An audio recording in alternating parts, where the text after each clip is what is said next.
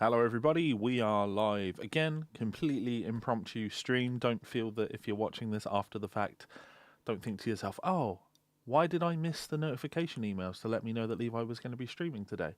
I haven't planned to stream, I just sat down to do some transcribing, and as usual, I find that, especially when I'm making a YouTube video, it can feel more engaging for me to sit and transcribe for a long time if I'm having a bit of a conversation while I'm doing it. And it's probably a little bit more productive than me just having YouTube videos on. So let me get this shared so people know that I am here. And as usual, any questions, you just let me know. Probably could have got some water before I started this stream because I feel like a bit acid refluxy, which is wonderful. Let's... I don't know where I post this. That'll do. Let's post this on Facebook. But yeah, today we are going to be looking at the John Williams classic, Cavatina. I can tell you why. I did that classical guitar transcription of Take 5, and people really enjoyed it. It was really funny because I made that video because I thought the video itself was like a fun looking video. Like, I think visually it was nice.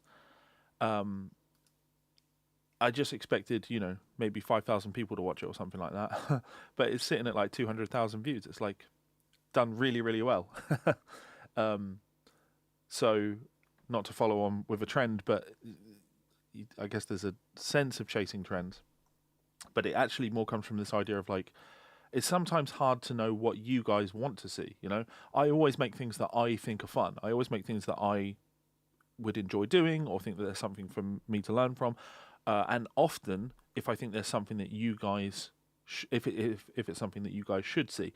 But of course, the hard thing about making any of these videos is you do a transcription and ultimately you have to sell people on watching it based on the title, And sometimes people just aren't interested in watching a great video. There's lots of videos that I thought would have done really, really well, and they, stalled at like 2,000 views. And there's videos that I have done where I just did it as a throwaway thing and they've done really well. So evidently you guys aren't terrified of clicking classical guitar. So I thought I'd do a little bit more classical guitar. Let's have a look.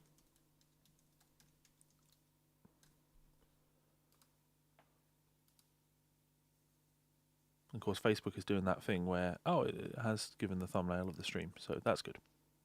Okay, who have we got on? Incubator, hey, I'll join you while I practice my piano as well, as my pregnant wife is taking a nap. That is a good one to do, my friend. You always want to...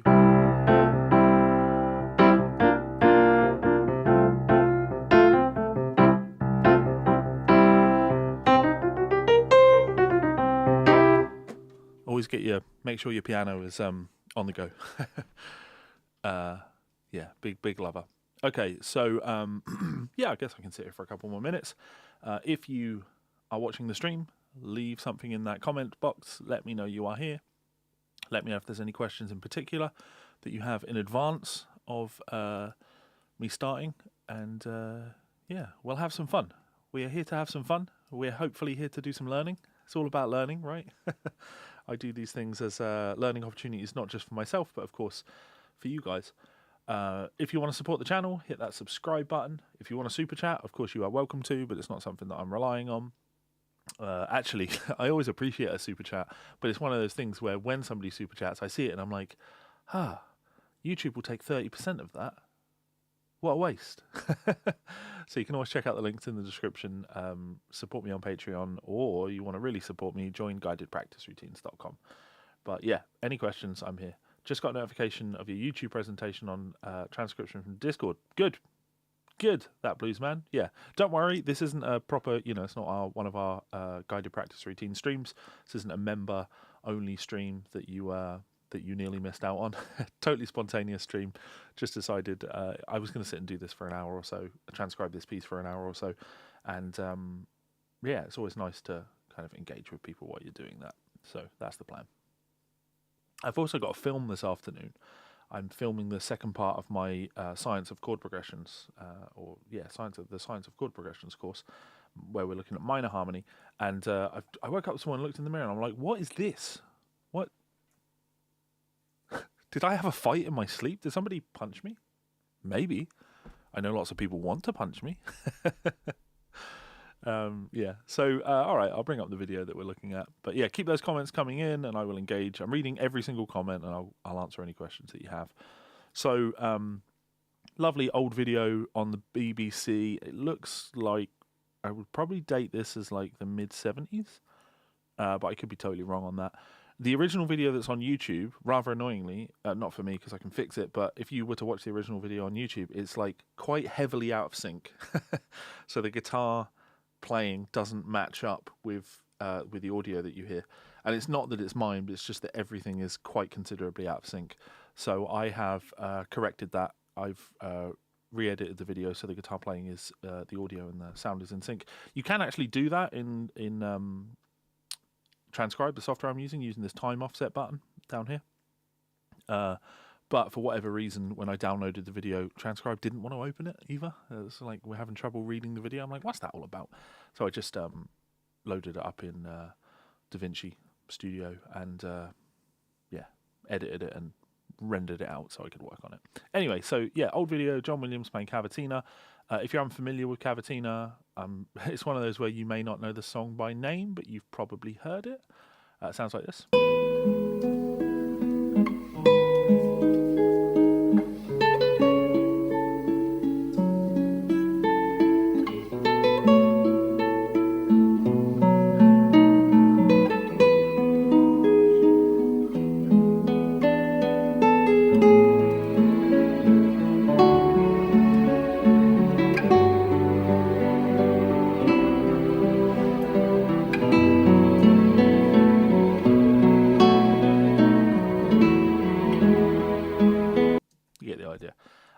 Very simple transcription to do. I want to say simple to play, but it's actually not as simple as you would think to play this, only because of the expression that has to go into something like this. The technique to execute something like this cleanly, getting a nice strong rest stroke on the melody to help bring out the melody whilst you're playing, whilst not having the bass notes that we'll obviously talk about, or the arpeggios that fall underneath the melody. You don't want them to overwhelm that melody. Guitar Pro will always obviously play this back uniform velocity. You actually can. There's some things you can do to make the MIDI more like you would want it to be, but we're not going to be doing that because we don't focus on MIDI playback. MIDI playback actually isn't important when you're transcribing. Yeah, so the true execution of a piece like this is definitely much trickier than the basic comprehension of the piece. So a couple of things to note: we're in 6/8 time. 1 2 3 2 2 3 1 2 3 2 2 3. And of course, 6/8 is a compound time signature. So if you're inexperienced in music notation and you're inexperienced in counting music, you just understand this as having 1 2 3 4 5 6 1 2 3 4 5 6 notes. I think a lot of people might default to writing that in 3/4, where you would go 1 and 2 and 3 and 1 and 2 and 3 and. But 3/4 and 6/8, although they both have 6/8 notes in a bar, 3/4 is common. Well, it's not common time, but it's not a compound time signature. The groupings of beats are even notes. So each beat in 3/4 has 2/8 notes, 1 and 2 and 3 and 1 and 2 and 3 and, giving us a 1 2 3 1 2 3. Whereas 6/8 is a compound time. There are an odd number of notes per beat, 3 notes per beat. 1 2 3 2 2 3 1 2 3 2 2 3. So your pulse on 6/8 is going to be that 1 2 3 2 2 3 versus 1 2 3 4 5 6 1 2 3 4 5 6. And when we're listening to that, 1 2 3 2 2 3 1 2 3 2 2 3 1 2 3 2 2 3. Classic examples of this kind of 6/8 feel would be something like "Nothing Else Matters" by Metallica if you're more of a metal guy. So yeah, 6/8 time. So let's put that in. And for those wondering, I'm using Guitar Pro here on the... Oh, there's something else I want to do. I'm using Guitar Pro on the right, and I'm using Transcribe on the left. Now, one of the first things that people always ask me, ever since Guitar Pro introduced the ability to import audio files, they ask the question, why do you still use Transcribe? And I think you have infinitely more control over the audio when you're working in Transcribe versus using it in Guitar Pro. Having said that, I'm just exporting an audio file. Having said that, this piece has a distinct classical interpretation to it, where there's a lot of push and pull with the tempo. It's about being expressive, right? And because I'm making these transcriptions for YouTube, I want my tab to be perfectly synced to the video. So the way I do that is I do my transcription and then I sync the file afterwards. But you know, if something's recorded to a click track or the timing is pretty solid throughout, it's a very quick fix at the end. Whereas because this is push and pull on every single bar, there's going to be a lot of audio manipulation I'm going to have to do in the transcription file. And so I'm going to put that in at the start, because then I can make those adjustments as we go and get the transcription perfectly synced. And some of you might be saying to yourself, so again, why not just use the audio and transcribe? And the answer is, if I want to listen to the first, sorry, hiccups. If I want to listen to the first beat of measure 1,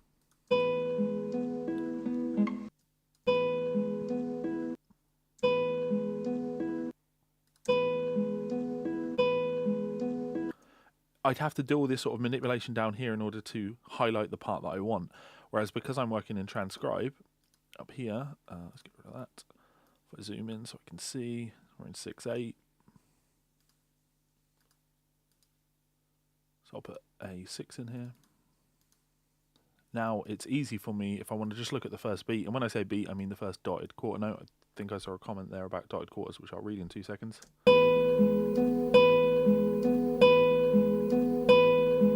Yeah, there's push on the, well, pull, I guess is probably the better way of putting it, on beat 1 there, but it's, you know, it's very easy for me to work with the audio in Transcribe versus Guitar Pro. So, and I don't think there's a fix to that. I don't think that it's like Guitar Pro is flawed in the audio import feature. I think it works as intended. I just think, yeah, the intention behind this, or the way this is intended to be used, is not in quite the same way that this is intended to be used.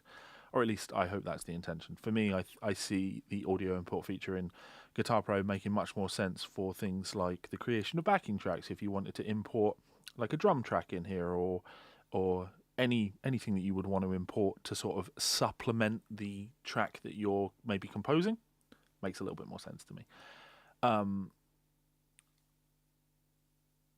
Oh, interesting. So dotted seminema. Don't know how you'd say that in English. Dotted quarter note. So I've never heard seminema before. In Europe, we don't traditionally use the sort of fraction-based system. So dotted quarter note would be the American way of saying it, and I'm totally okay with that. That's the way I would prefer to say it myself. Dotted quarter note. In Europe, and the sort of Italian. I'm not saying that it is Italian, but it's coming from that Italian. We would call a quarter note a crotchet. So dotted crotchet, yeah. Dotted crotchet. Quavers, minims, you know. Interesting. So the more I think about that, a half note would be a minim. M-I-N-I-M. Minim. The fact that you've said seminim, or seminima, feels like a shorter version of a minim or quarter note. I assume there's some sort of correlation there, some sort of, yeah. I like the fraction-based system though, because fractions make sense. You don't, when we say a quarter note, it's like, what do you mean a quarter note? Oh, it takes up a quarter of a bar. What type of bar? What common time bar? Whereas to know what a crotchet is, to know what a minim is, you have to be able to translate that and you could easily mistake it. You could confuse crotchets and quavers, and use the wrong term, and unless the person that you're speaking to understands the words that you're using, they can't really interpret it. Whereas because the Americanized system for it is based on numbers and fractions, it makes sense. Makes a lot more sense. Crotchet is a horrible word, yeah. It's got crotch right there in it. Okay, so that was the 6/8 speed. The other thing to consider with this particular piece is what we call voices.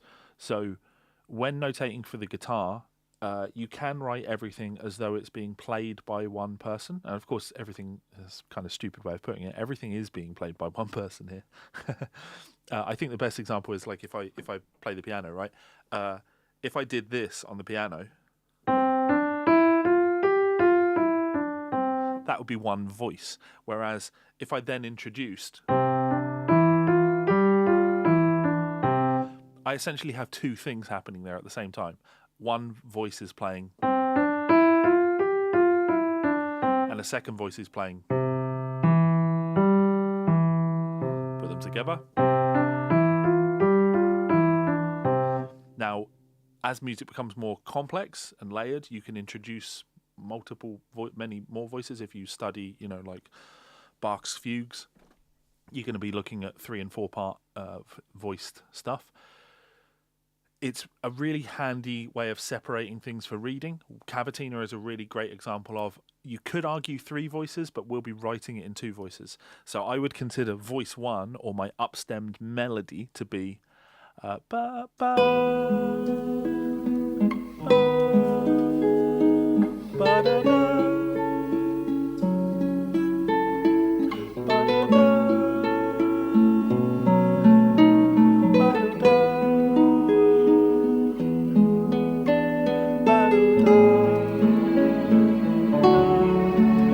That's the top melody. If you were going to have somebody sing cavatina, you would expect them to sing that. What you're hearing underneath, the arpeggios, boom, boom, boom, bum, bum, bum, bum, bum, bum, bum, bum, bum. We want to treat that as though it's a second voice. And the way we'll do that in our transcription is using this functionality up here. You can access these voices by pressing Control 1 and Control 2, Control 3 and Control 4. What you'll notice is when I write in melody, so voice 1, it's going to look like this. If I then added voice 2, so I press Control 2, you can see 2 is highlighted up here. If I then were to write underneath that, and then put it back in multi-voice, it automatically pushes all the melody stems to face upwards and the second voice stems to face downwards. This creates nice separation and becomes much easier to read, versus you can actually force it to do it the wrong way. If I do that and then do this, now when I look at the notation, the separation is weaker between these two parts. I'm sure you can see. And you could obviously make it more confusing by taking the bottom notes and stemming those up. And now you look at this and like, this is a mess. Don't do this. We want things to be separated and easy to read. So, yeah, lots of different people are going to approach writing something like this out. I would probably like to write it. I kind of want to write a lot of the melody out first and then go in and add the second voice. But then you're going to get a lot of positional based knowledge based on the arpeggios that he's playing. So let's do it bar at a time. And I think, if I go melody, or on the B,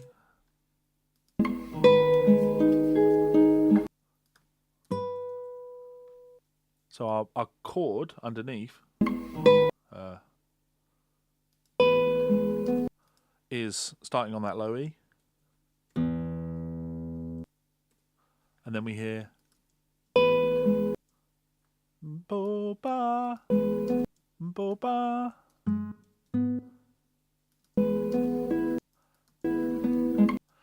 ba ba ba, which is coming down our arpeggio.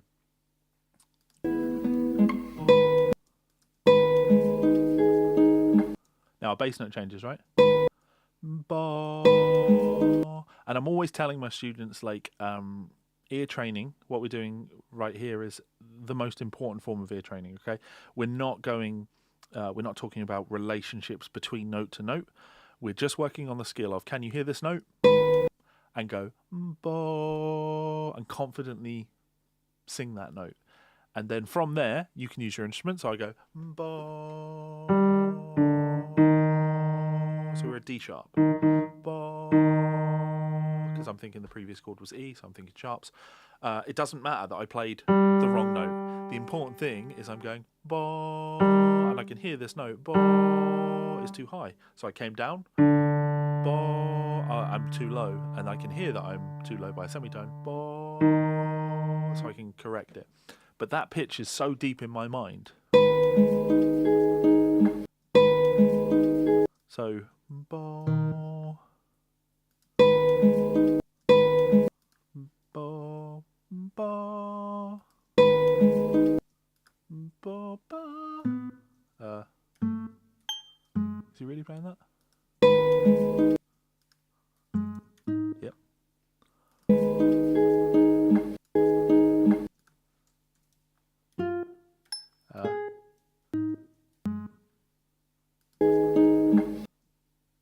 Now I'll put key signature in, because it will look ugly without that. So let's assume we're in E and then change if necessary.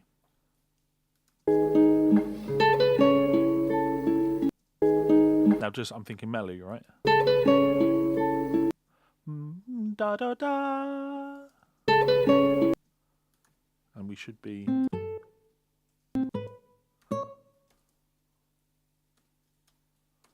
And if you look at the way I've written that, really important that you understand when it comes to notation, like conventions of notation. When you're writing a bar of 4/4, you should be able to ideally have a split down the middle of the bar so you can separate the bar into two equal parts. Same idea if I'm in 6/8. I know that it's two dotted quarter notes, so I've specifically put a tie in here because now I can highlight this is the first half of the bar, this is the second half of the bar. If I were to flip those round and do something like this, or you might even see even uglier, you'll see people that have no understanding of music writing comprehension, they might write something like that, and it's like, on a very base level, this is technically correct in that the MIDI will play back correctly. But it's like a miswriting of the important thing. I'm trying to think if there's other ways that people might write that. No, probably not. And when I see stuff like this, it just immediately says to me, whoever wrote this doesn't understand music writing conventions. So we want this, because like I say, I can now highlight this is the first half of the bar, second half of the bar. Becomes easier to read. Hey Levi, please transcribe Tom Quayle's latest video, Note Fake playing over Greg Howell track. I did comment on that track actually, saying, what did I write? I wrote something along that. What would I have written on that? I wrote something along the lines of fact checking incoming. Yeah, I saw it. I didn't. When it comes to things like that, like Tom just posted that video. And with what I do with posting transcriptions of things, there is this element of, like, I know that when I post this transcription, this is going to be automatically claimed by the publisher that owns Cavatina. So I won't make any money on the transcription. And that's okay. I don't expect to make money on the transcription. But I also know that when you post something like a jam over a backing track, Tom won't have that registered for copyright. So it won't automatically be claimed by Tom. It would have to manually be claimed by Tom. And I also know Tom personally, obviously, well enough, that he won't do that because he's a nice guy. But in the back of his mind, he should be like, well, hang on a minute. I've only just posted this video and I'm trying to use it for generation of traffic and views of my content and stuff like that. And by you posting a transcription of it right after I've posted the video of it, you're sort of undermining that initial spark that the video is likely to have. So I'd be more comfortable doing something like that Tom had posted very recently after a few months than I would be right away. Because otherwise I could just, I'm a fast worker. I could just go and transcribe literally every great guitar video that gets posted the day that it gets posted and essentially sort of steal all of the traffic from the original video. And that, I like to operate under, I think morals aren't as black and white as people like to make out, but I have a moral code that I like to stick to, and being as respectful as I can of other people's work kind of feels like the best way of doing it. Having said that, if somebody emailed me and said, hey Levi, I'd like to pay you to transcribe that Tom Quayle thing, like as a transcription job, as a private transcription job, I'm not going to say no. I'll do the job. But yeah, publishing it feels like it would hurt Tom, so I wouldn't do that right now. So that melody holds through the second bar. It's not a contradiction. Over here, I said, here you can see the split through the middle of the bar, right? But you could argue that when I've written the first bar, in just the melody, you can't see the split. But because this note takes up the entire bar, there's no real need to be able to see a split because you don't have to break what's written down in order to process it in any way. Yeah, that's the reason we do that. Anyway, so okay, third bar. Again, bass note. Bo. Oh,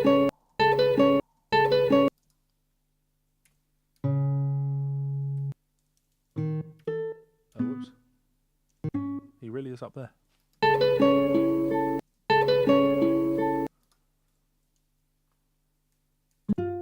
Oh, whoops. Where's my notes? There. And you can see essentially that trial and error approach happening here, right? I can hear the notes that I'm going for in my mind. I know exactly the sound that I'm seeking. And then I think to myself, how would I play that? And 90% of the time, I'm just going to immediately write the right note down, you know, in relation to what I've just played. Whereas sometimes you make a mistake, and that's okay. As long as you hear the note that you've made, that isn't the right note because the note I'm hearing in my head is this note, so let's correct it.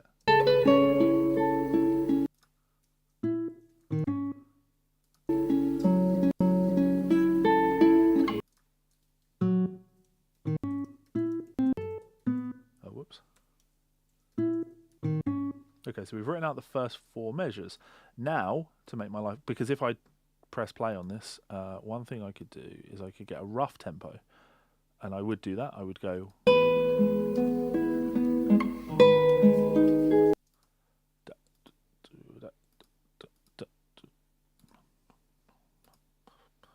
So we're about 50 BPM with dotted quarters. Then it's about making sure that the sync in the bottom actually lines up with the piece. So you can see this transient here. When you do this, only listen to the audio, not the MIDI. So we know that this is on the beat, but you can also adjust every beat in between. And with a piece like this, as sucky as it is, you kind of have to. So here is our second 8th note, so I can stretch that out. Now it doesn't have to be as militant as this, but this will give you the best. This is going to give you the best playback. Literally syncing every single beat. So yeah, and you don't want your transcription to read, you know, oh, beat 1 is 61.8 beats per minute, and then it's 84.8, and then, you know, it's not realistic, but it will play back correctly then. Now here's a classical technique that you hear all the time. These 2 notes are not in fact played at the same time. You do this all the time in classical guitar. It's a slow arpeggio. You play the bass note and then the melody note. I actually did study classical guitar in college. That's what I was having lessons for. I wasn't doing contemporary having lessons. I was still playing contemporary rock guitar, but you know, my teacher was classical and I was having classical lessons. I was always told that the reason we do this is to help to bring focus on the melody. So you're plucking the bass note with like that free stroke, and then you're giving a very direct rest stroke sound to the melody. In terms of like strict notation, we wouldn't write it that way though. That's like a player interpretation thing.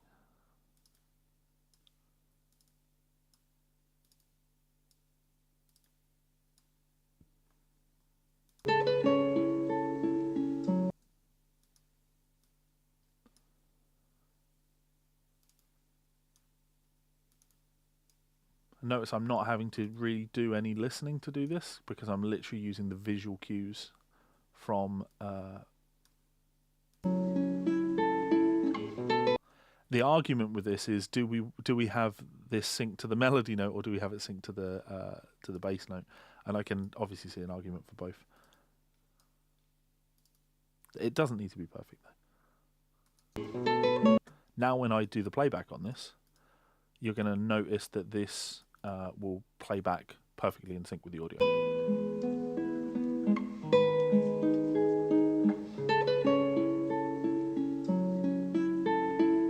Which is, you know, better for when I do the screen capture to make the YouTube video.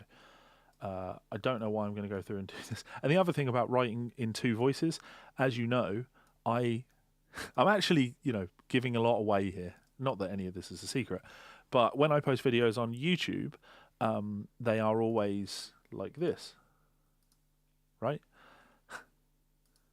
So this is the way it's going to look when it plays back on YouTube. There's going to be no notation on there. It's just going to be tab. And I do that because posting notation and tab on YouTube takes up so much screen space that you have to either see less of the video, so there's less for you to look at, it's visually less appealing, or you have to shrink the video down, which again, visually less appealing. So I make the compromise of hoping that people have the understanding that I do understand notation. So the amount of people that come to me and they're like, you know, oh, this is no good because you haven't included notation. Well, you know, go to my Patreon, go to Guided Practice Routines. If you want to download the PDF file or the Guitar Pro file with notation, I make the files all with notation, and more specifically, I care very deeply about the notation. All of these, you know, when I talk about the conventions of written music, it's something that I care very deeply about. So it's all there. Trust me, the notation for all of the files is always there. It's just not present in the YouTube video. We'll also put chords on this. So first chord is an E. Second chord, I guess. This is a G sharp minor over D sharp.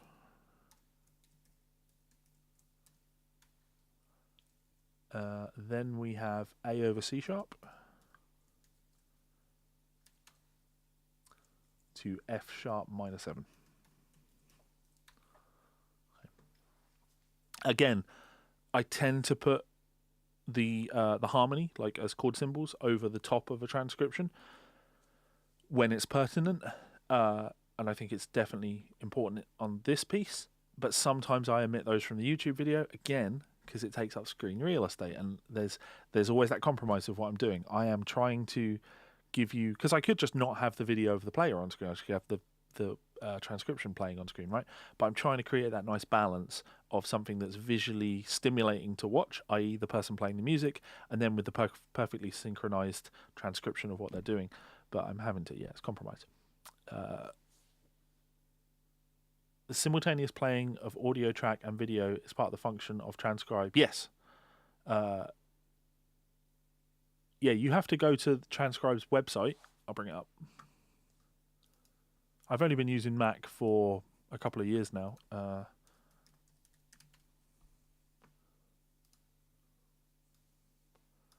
So you want to go to Transcribe's website and you want to go resources, maybe?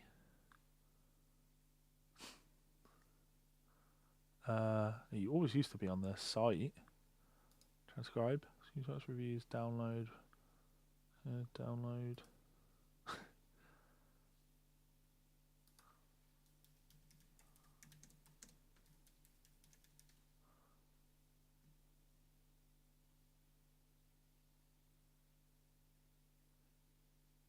Okay, this always used to be on Transcribe's website, but you need to install the GStreamer plugin.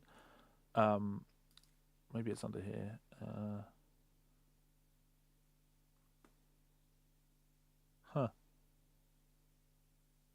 GStreamer. You need to install GStreamer.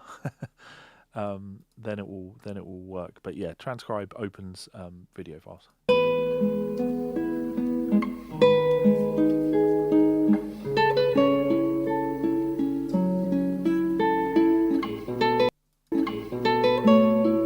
I hate the way that melody is played there. Because yeah, they're on separate strings, and they just sound like the pluckiness of both of them. There's something about it bugs me. So we're back in our melody.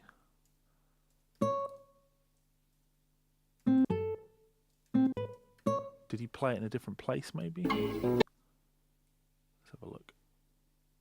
So here.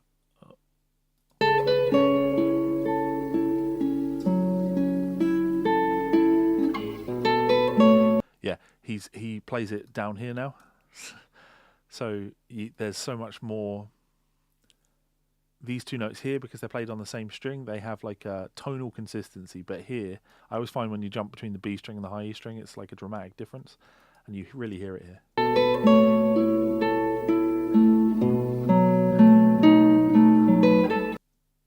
Da da da.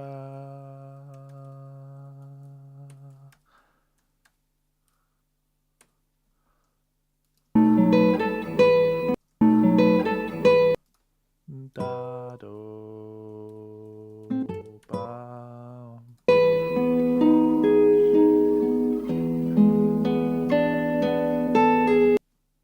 So you, in my mind, the melody sings over that second bar, but in reality it doesn't, because he changes position, so the melody doesn't actually exist at the first half of that second bar, as the chord goes from a major chord to a dominant chord. So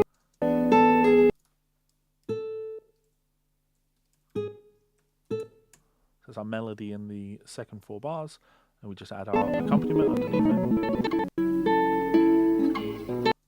And hopefully you can see that by processing it like this as voice 1, melody, and voice 2, the underlying harmony, transcribing just becomes clearer and easier. I don't have to, I'm not thinking beat by beat as a thing is happening. I'm processing like how a part is being played.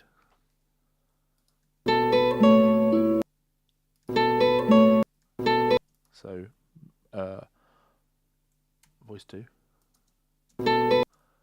Bo, bo, bo.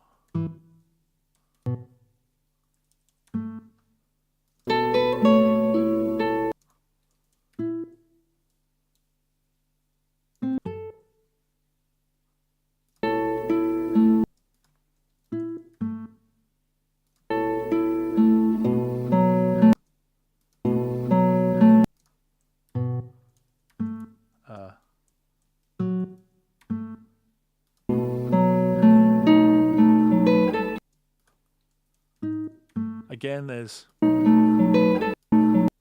this bass note is technically played before these 2 notes, but in terms of the way you would notate that, you wouldn't notate it that way.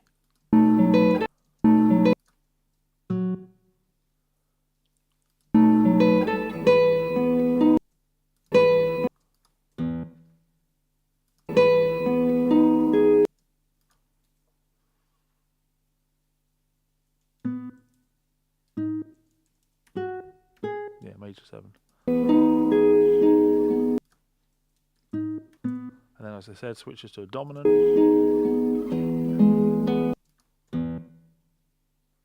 Something else I want to talk about.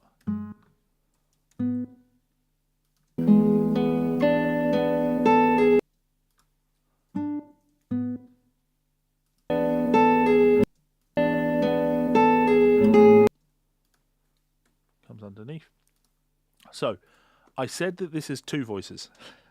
But if you wanted to be really pedantic, I think you could also notate this as 3 voices, because it's like you have the melody on top, the bass note being held at the bottom, and then the inner arpeggio goes throughout. Like I say, I think that would be being very pedantic. I don't think I'd want to write it that way, but if somebody did, I could see why they'd done it. So now I'm just going to space, we'll put the chords over, and then we'll sync it. So this is a B7 sus. And you know, in order, the reason I know this is I'm looking at the harmony underneath, and I see B. So we have root, flat 7. This is the 4, and then flat 7. So that's a B7 sus. Then the 4 drops down to the 3. So we have a B7. Have to be on the melody. Here we have an E major 7 because we've got root, 5th, 7, 3rd. And then I said it drops down to a dominant 7. Of course, I'm hearing that as a sound. I can hear that it's dropped down to a dominant 7 sound. But if you wanted to analyze it, you could say root, 3rd, 5th, flat 7. Oh, shit. Nope. Ignore me. Now do our sync.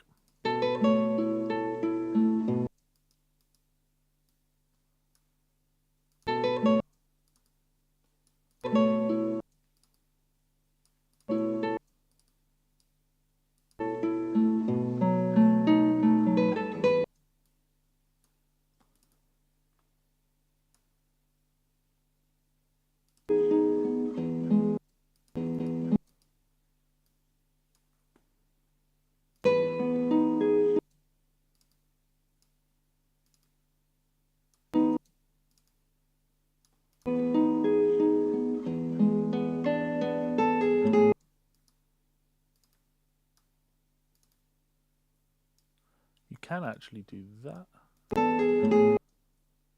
Like I've put a separate, oh, that'll be under my head, won't it? Hang on, I can move my head. So I've actually put a separate. Here's the line for the beat. I then clicked between the middle of that and dragged it to sort of add a separate sync point to separate that beat a little bit further, so I could control it a little bit more.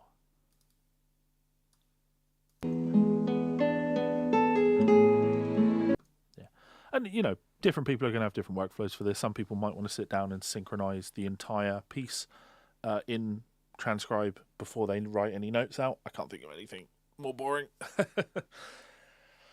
I think for me, when I'm transcribing, it's nice to have different tasks you can bounce between, just to keep the ears fresh. Like right now, technically I'm introducing a separate distraction for myself, which is being able to talk to you guys. It keeps my ears fresh.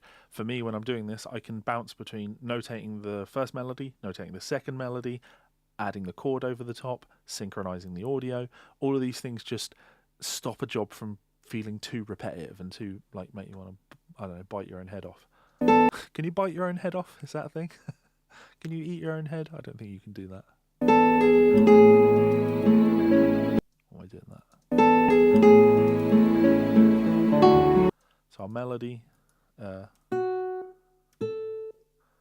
ba-da-da-da.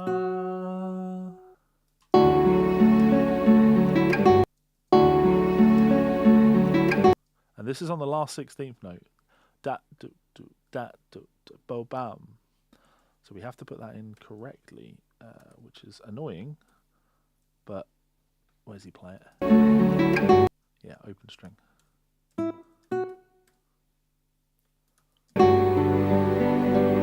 I know this might seem crazy to you if you're not an experienced transcriber, but I honestly think that this is a very early level beginner intermediate transcription.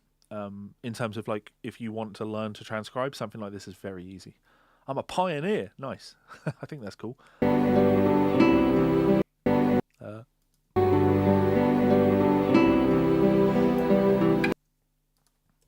Open. Just double check he's not playing that on the 5th fret. He's not. It's open C major 7. Now I'm getting bored, so I'm going to write more melody.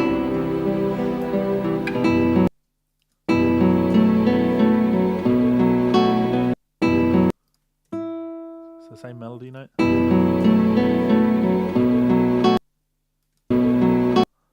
So it's on the 3rd, 8th note of the bar.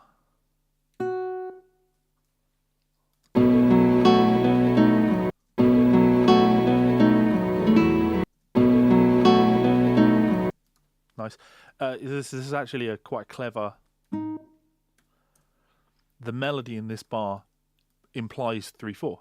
1 2 1 2 1 2. Right. 1 2 1 2 1 2 1 2 1 2 1 2. So it's technically, you could call this polymetric. It's polymetric. There are 2 meters happening at the same time. The melody would fit wonderfully in a bar of 3/4, and it's implying 3/4 time, and the accompanying arpeggio underneath is 6/8. But it's not a polyrhythm.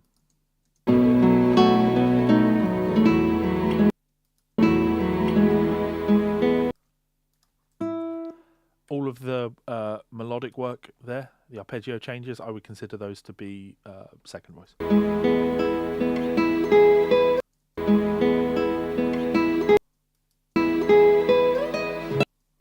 Now this is tricky because we actually add a note in this bar, right? If we listen, the one thing I don't like about it, it's not Transcribe, it's actually the fucking Mac mouse.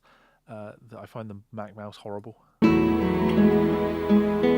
Undeniably, right, 1 2 3 4 5 6, but here we have 1 2 3 4 5 6. Oh no, it's sorry, I was convinced there were 7 there. So these top notes, you could write them. It's total interpretation. I will write them in melody because it's going to look weird to have the bass part playing that.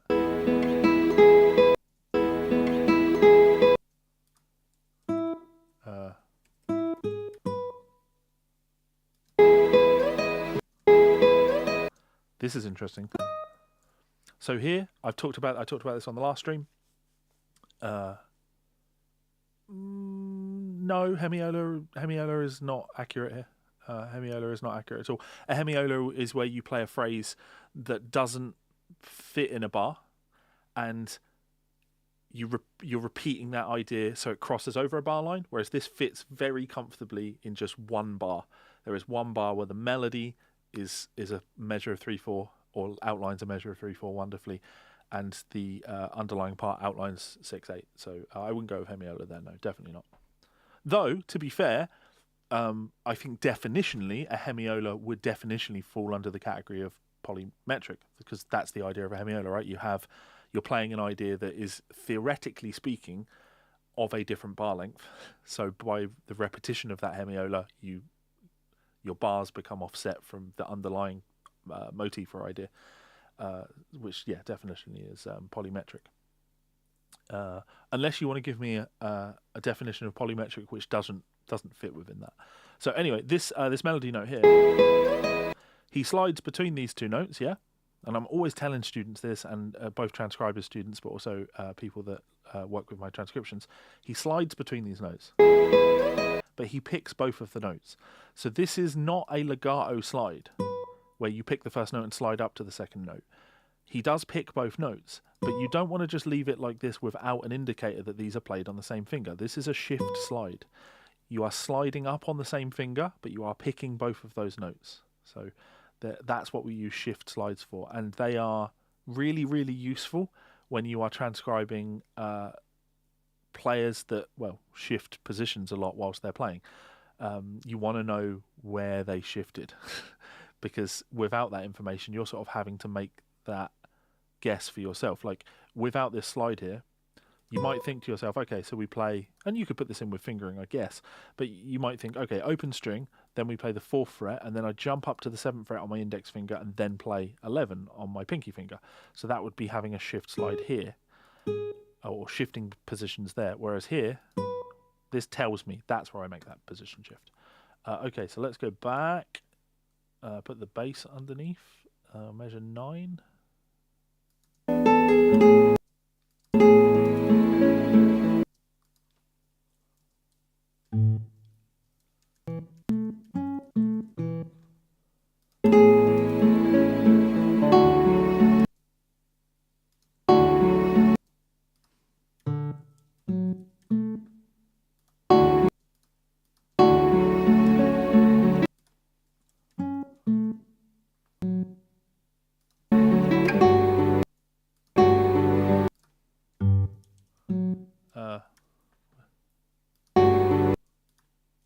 Bar. See open string in that? Yeah.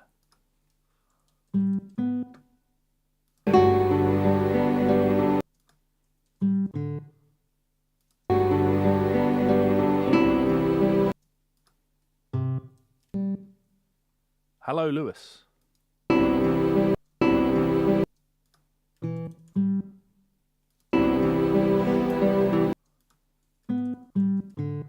Whoops. Hey Levi, how do you obtain the video MP3 files that you use to transcribe? So I use a program called ClipGrab. Clipgrab.de. You can go to clipgrab.de. Because I'm not a smart person, I have friends and colleagues and students that on my Discord, they're always talking about, oh yeah, I use the YouTube.dl plugin, and I use the code in my computer and I just input and I tell it to, I don't know what that means. They've tried to walk me through it before, and I'm like, no, this all sounds too complicated to me. I'm not a tech genius. I don't understand technology. I understand music notation. I'm good at that, but I don't understand how computers work.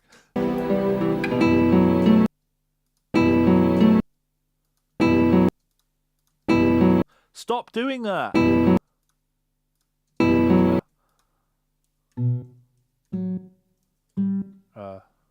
Is he playing that like that? He is.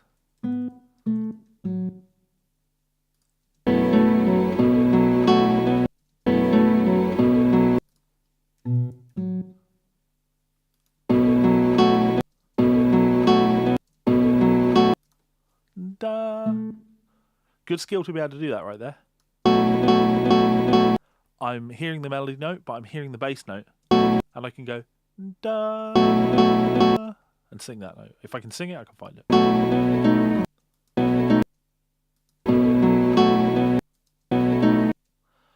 Ba ba.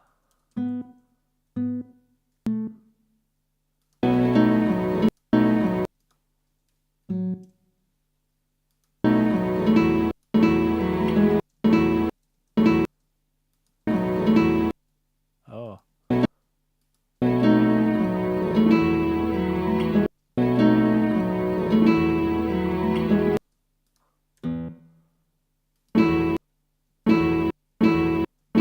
There's 2 melody notes here.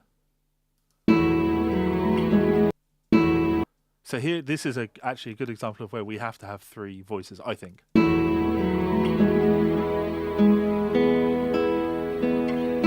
So if I write this down here in its bottom voice, I can't think of ever using voice 3, but we'll do it.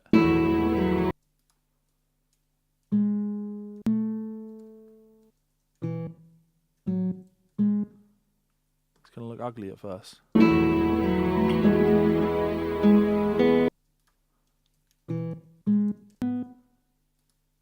Oh, why is it? Oh, okay, because in voice 2, I've put a whole note rather than a... So yeah, I think that's a good example of using 3 voices. Now if we look at it, it's a little bit ugly, but you can see the separation between this note that's played on the bottom is held throughout the bar. This melody note that's played on the top is played throughout. Your other way of doing this is you could just write the 3rd voice out in the top voice, which I'm not opposed to. Ah, Yvonne, long time no see. It is going to look ugly because it's Guitar Pro. That is true. But you are such a fun one because, like, I know the music that you're into is like really old-fashioned, and to call it old-fashioned feels like an understatement, right? But you're here communicating on the internet with people, you know, using amazing technology, and then you want your music to sound like it was played on an instrument that probably had human guts as strings.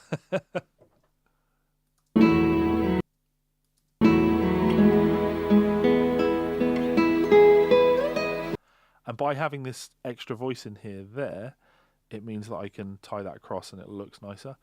Yeah, it's nice to see you, man. I saw you obviously a lot more when I was doing the Guitar Souls thing.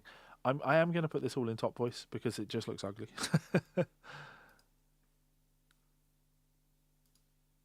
So we're going to have to go like this, and we'll put...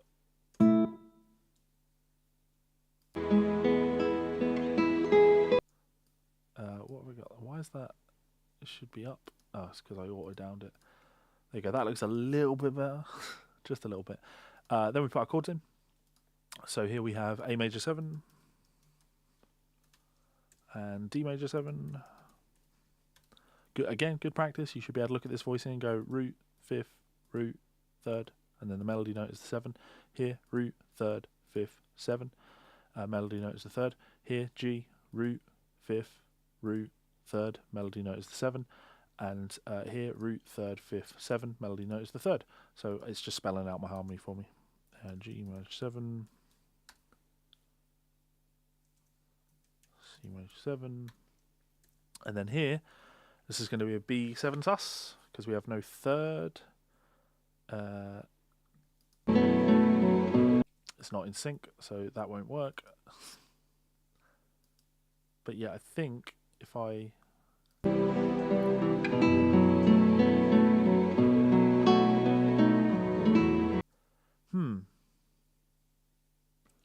Yes, B7 sus territory, or B11 sus technically, because the melody's on the melody is on the 6. No, the melody is the... Yeah, melody's on the 11. So B11 sus. Let's lead in. Yeah, so here is where you introduce the 3rd of the chord. So I'm going to just treat this like it's a B7. And that it's a movement we had before, B7 sus to B7. Just like technically he's playing the 11, but then it looks weird. So I'm going to write a 7 sus, even though it's technically speaking an 11 sus. And then you have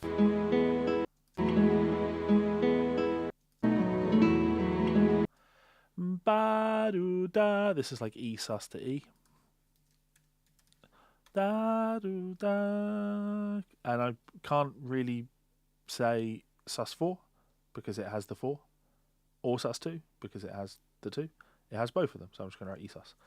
Just a classic suspension to E. Then I sync.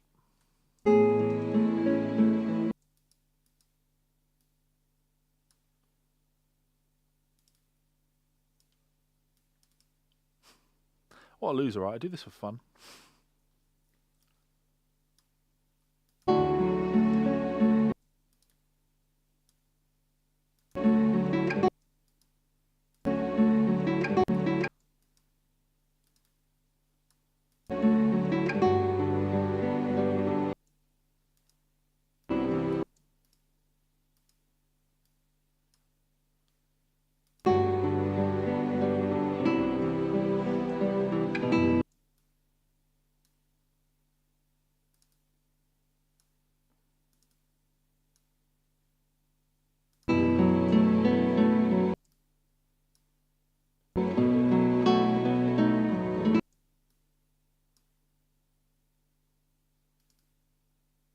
It is fun, yeah.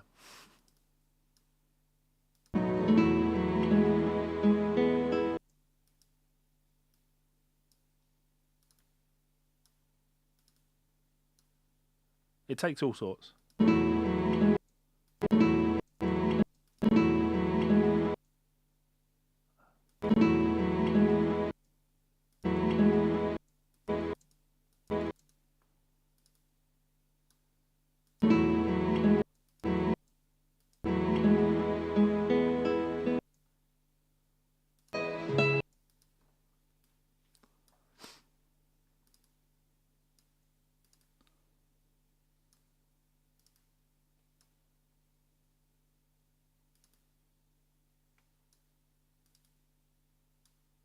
To me, it's like puzzle solving.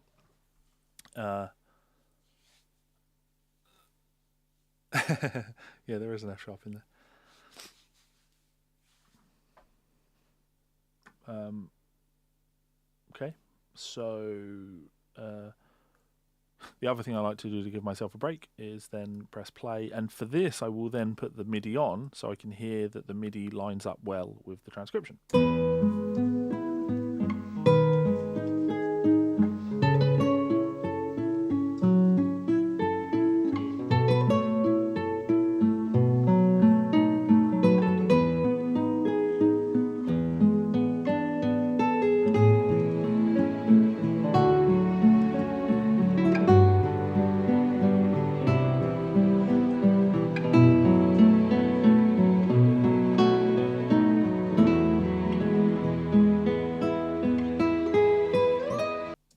It's good.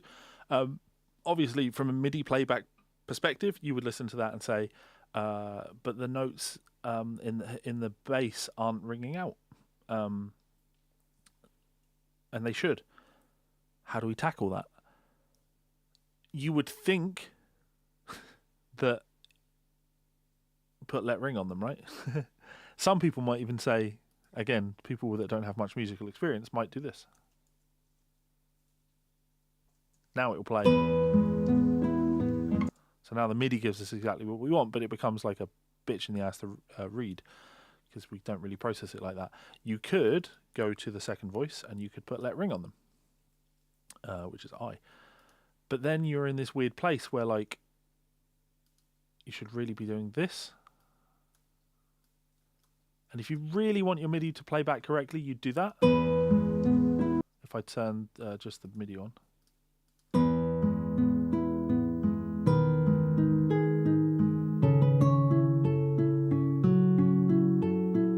But it's still, it presents two problems. One, it looks like shit. And it also doesn't play back the way that you would want it to.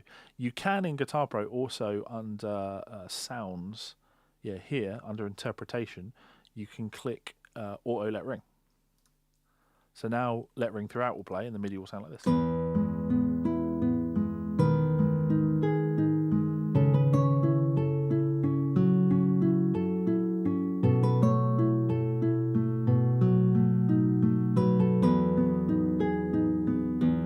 But then the problem, of course, is there are places in this where the melody actually doesn't ring. This a B going down to an A there.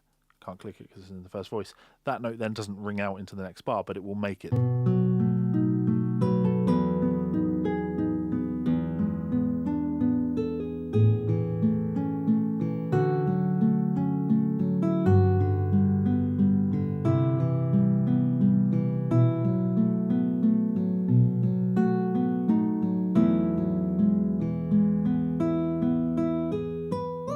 So we don't want auto let ring on either. It's almost like we have to accept the fact that music notation is a guide for the musician who is playing, reading, interpreting the piece, and it is that musician's job to make it sound like music. So our job as notators, transcribers, engravers, however you want to think of it, our job is to provide a reader with a resource that they can then turn into music. It is not to give them the very strict instructions of this is exactly how every single note should be played. This is the velocity of every single note. This is the finger that you should use to play this note. This is where you should put vibrato. This is where you should put embellishments, like ornamentations. That's not our job. If you're having to do that level of notation for people, B in bar 14 on the G string. I'll have what? B in 14. Bar 14 here. This one? You think? I'll check. Yeah, let me check.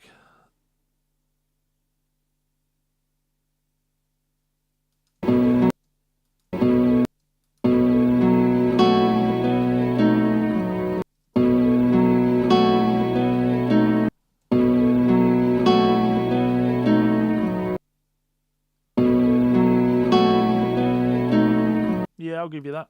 That works for me. Looks ugly now. But yeah, good spot, good spot. I should be... Well, I was going to say I should be paying more attention to the visual side of things, but actually I'm using my ears, right? What version Guitar Pro on this? Guitar Pro is version 8, yeah. They're working on 9 at the moment. Okay, so we continue on. How long have we been going for? Not that long, I'm sure. Or longer than I think. No, about an hour. And let me be clear, I'm working very slow here because I'm trying to be, educational and entertaining for you. Let's go back to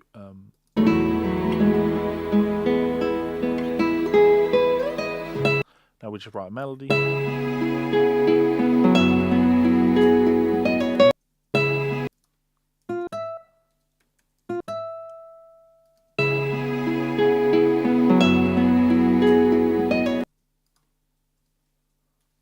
Take design mode off because it looks ugly while I'm working.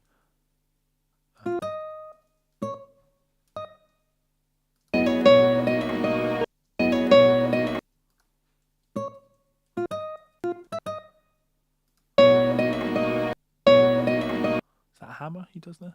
Yeah, actually it's a hammer, yeah.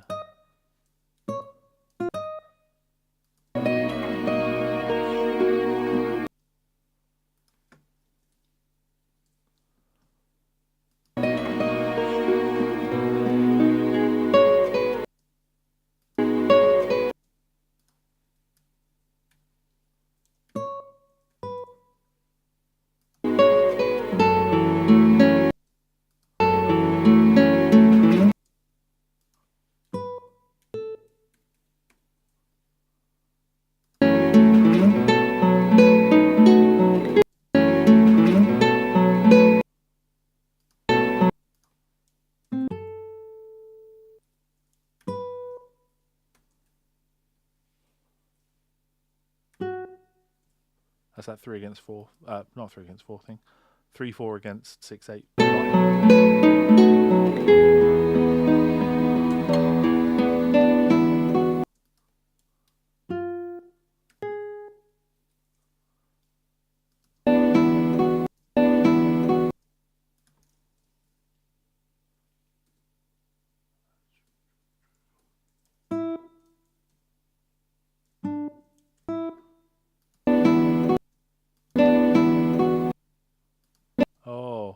crossover here.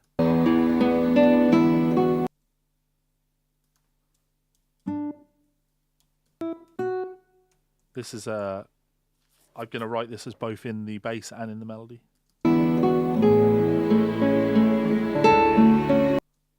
Da da da da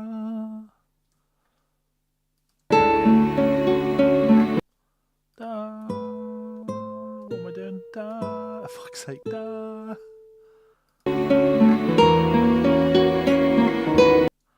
Da da. Oh, 6. It's like a first inversion chord there. Make sure I haven't added a bar in there.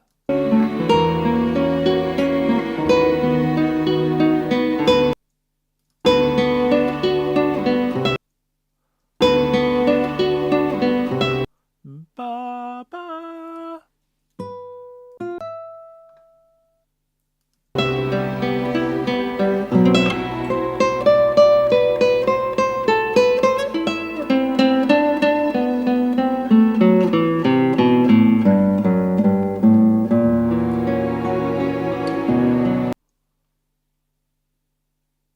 Yeah, we'll come back to that bit once I've put in all the under part. So we're going back to bar 17.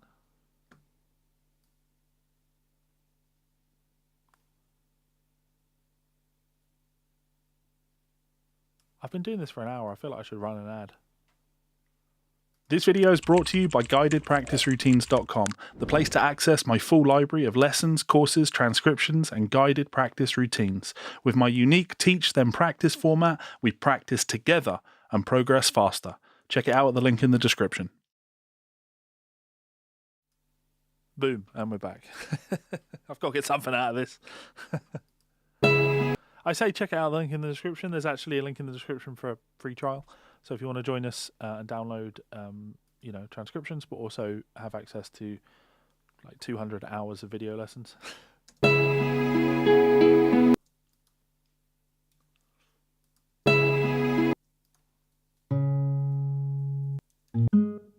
Nope. Da.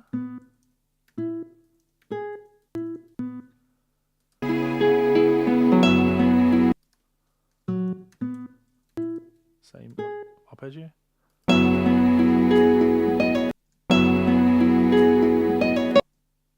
Ba ba ba bo.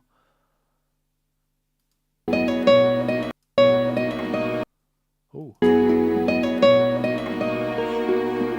He doesn't play anything there.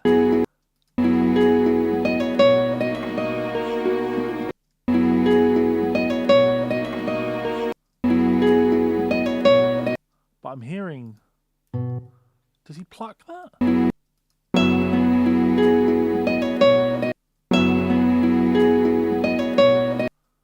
But he's not there. 1, 2, 3, 4, 5, 6, 7. He's not playing that bass note there. So he plays nothing there. That must be an illusion coming from the strings.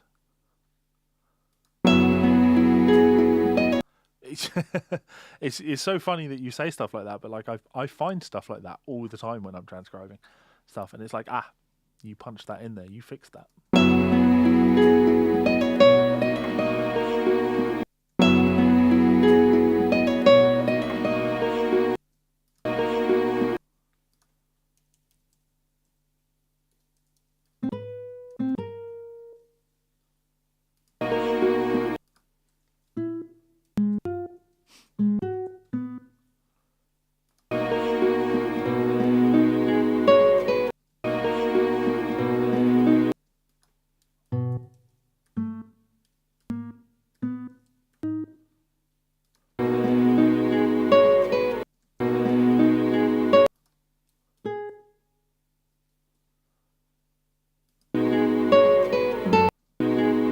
How's he getting that?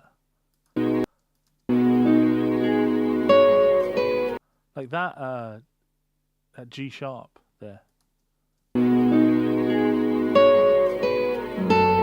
Nope. I love your assertion there, Stephen. The video isn't out of sync. The original video is out of sync, but I've synchronized the video. But more importantly, the bass note that he would have to play there is a low B, and his hand is very firmly up at the 9th to 12th fret area. So I'll give you the B bar 14 on the G string, but I think that you may have revealed that you are basing this off of knowledge of the piece rather than working from the piece. Because again, this G sharp here, we know that he can't hold that because he then moves over to the C sharp, and then I should put that shift slide in there actually, because that's a shift slide between those two, which will be helpful to know. I'll leave it as a G sharp because he definitely plays a melody G sharp there, or a bass note G sharp.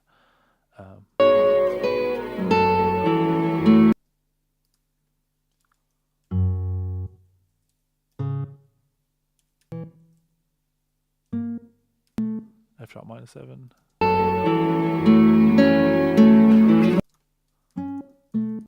No need to put a shift slide in here.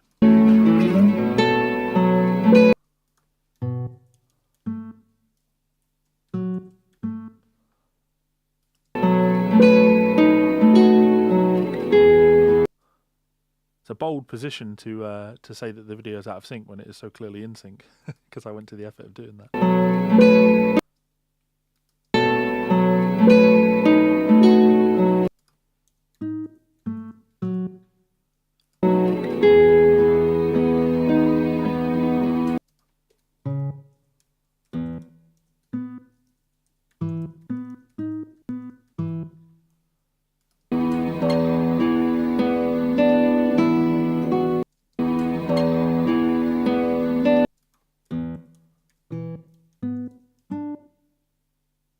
Yeah, I'd write that like that.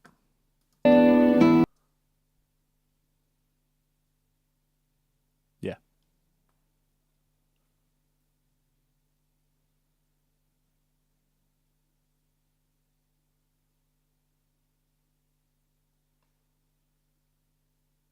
I do have another classical thing lined up. I'll go back and look at this bar because there could be a B on the D string, but my ear was hearing a B on the E string. 19.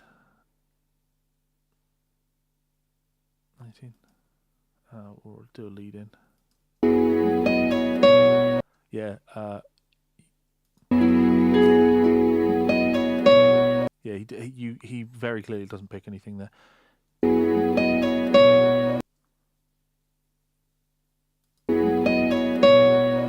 There's if you just watch his thumb, and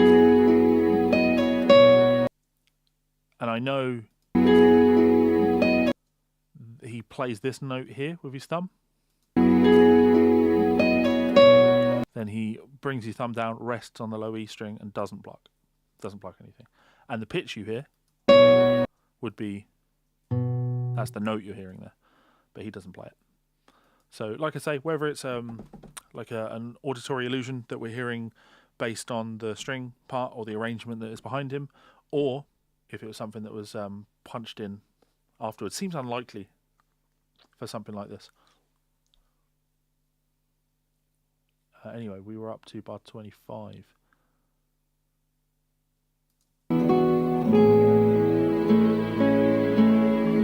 So we've got our A major 7.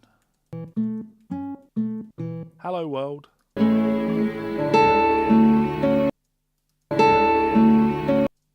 So D major 7.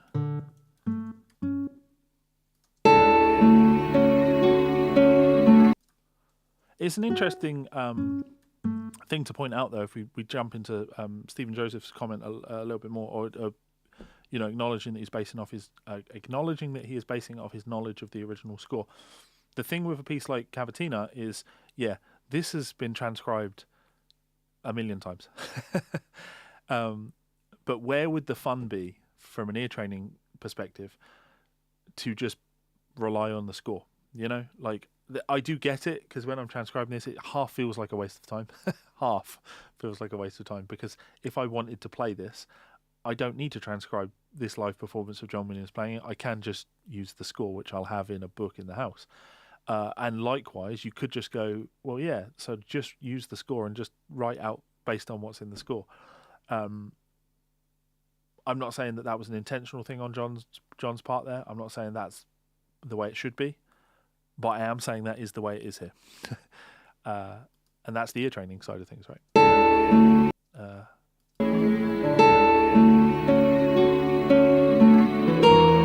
Beautiful chord.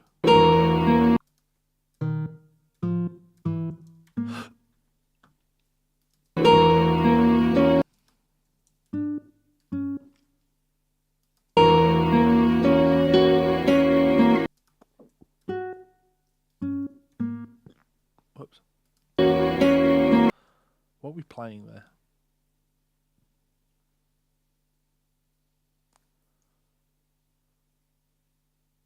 Yeah, it's like a third inversion chord. It's beautiful, beautiful chord. It's like F sharp over E. It's nice.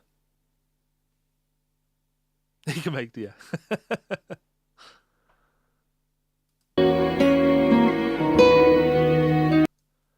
ba ba. That's beautiful.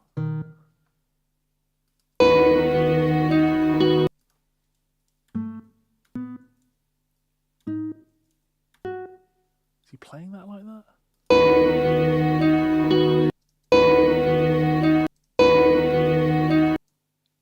No, like that? Oh, he can't be doing that. Fuck. Let me look at the voice a little bit more.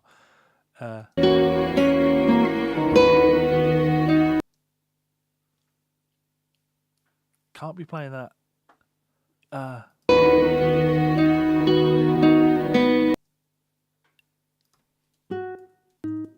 He definitely plays an open B there. Or I think. Yeah, so if he plays an open B there, could this... which note? The second note. He's not, is he? Or is he? I think he is. I think this is an open B.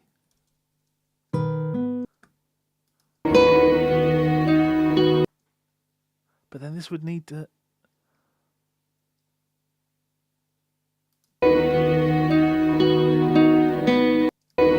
And tonally, it doesn't sound like that open B. This is a pain in the arse. Because I know I would write this like that. But then I'm just looking at this and I'm just like, I feel that if you played that, you would need to hyperextend that. Maybe the melody doesn't ring out. I guess that makes sense. Yeah, okay. But looking at his hand, you're not seeing that B major triad there. So this is,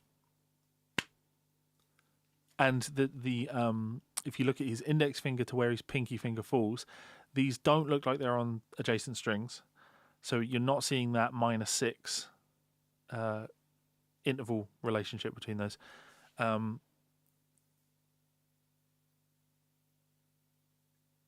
Yeah, staggering melody transcriptions into even well-known ones with official scores, how inaccurate they are. Yeah.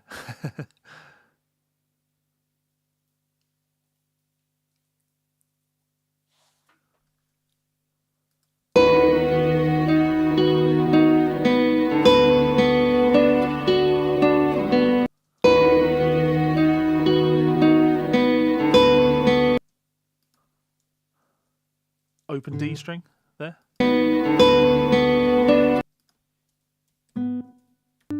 Open B string.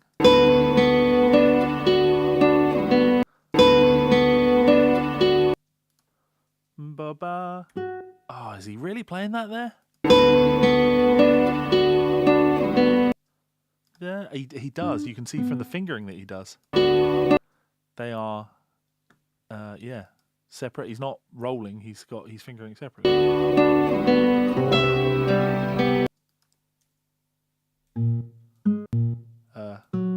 What am I doing?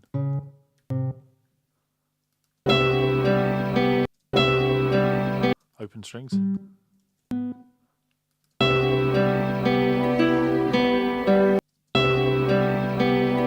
This is a bit of a shame, and you know, playing it on a guitar with 7 strings might give you a little bit more options here. But you've got this beautiful arpeggio going underneath it, and you've got the thin sounding open strings, and then you're forced to play there,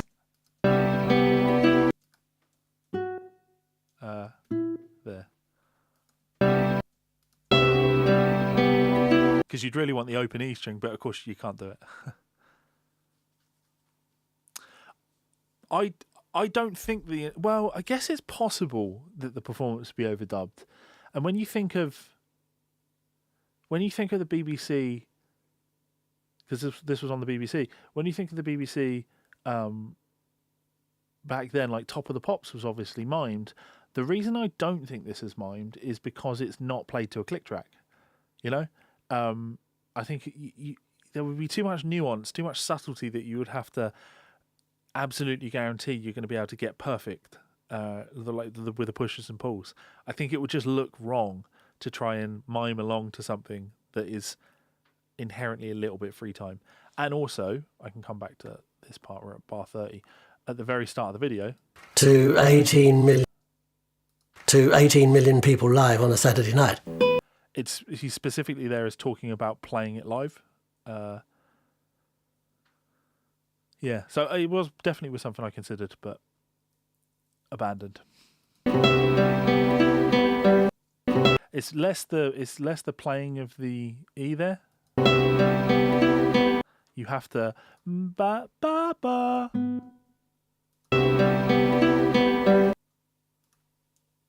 You just really want this one note to be on the open E string, don't you? And yeah, you can't do it because you just don't have the strings to do it. Okay, let me put harmony in, then we'll sync. So we have C sharp minor 7. This I am going to go with F sharp 7 sus. I think is what I would normally write that as, yeah. F sharp 7 sus. Now, yeah, this should absolutely be a B major 7.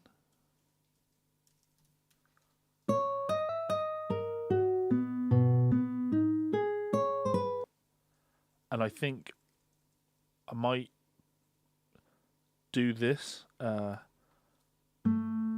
might put that there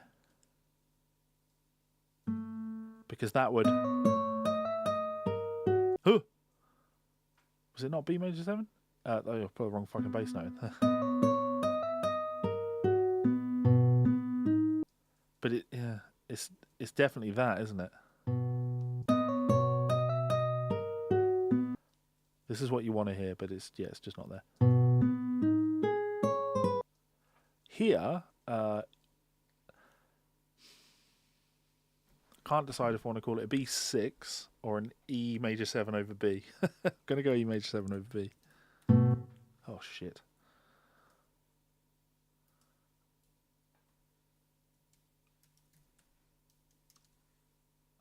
And then we have something more straight ahead. F sharp minor 7.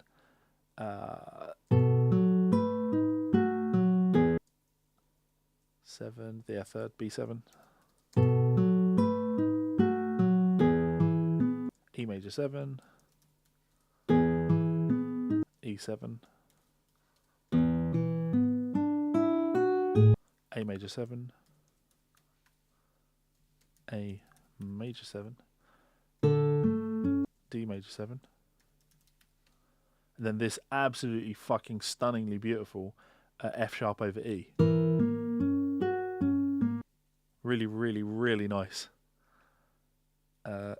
F sharp over E. Some people might say F sharp 7 over E. They would, in my mind, they would both be correct. Do I prefer F sharp 7 over E? Like, part of me is like, well, I can't write F sharp 7 over E because he's not playing an F sharp 7 sound over an E bass note. He's playing an F sharp triad over an E bass note.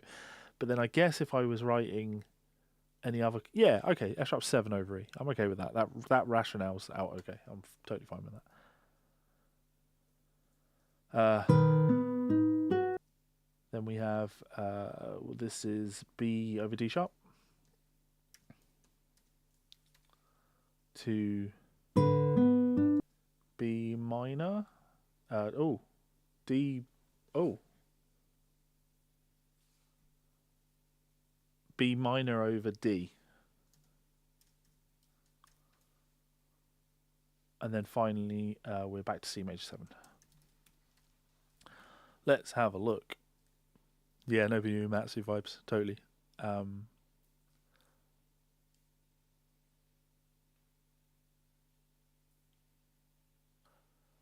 Yeah, with the top of the pops stuff being mimed, like it totally makes sense that they would be miming it, because ultimately what the entire purpose of Top of the Pops was the promotion of a single that had just came out. So it made sense that you were playing people the single. It was in theory like a radio show that you watched. Yeah, whereas this, it feels like a demonstration of one's guitar skills. Because in the start of the intro, he is introduced, this is John Williams. He is one of the greatest guitar players alive. It would feel wrong to be like, he's one of the greatest guitar players alive. Here, let him mime you a song. Yeah. Though saying that, I was watching the Vinnie Vincent instructional video, the REH video the other day, and that motherfucker, like the intro solo on that, really sloppy but unaccompanied. No, is it unaccompanied? It's not unaccompanied, but really quite sloppy. And then he demonstrates a bunch of solos from a record, and they are all mimed. And it's like, my dude, like this is an instructional video that people bought back in the day because they wanted you to teach them stuff and show them what you can do. And then you mime a bunch of guitar solos. What the fuck are you doing?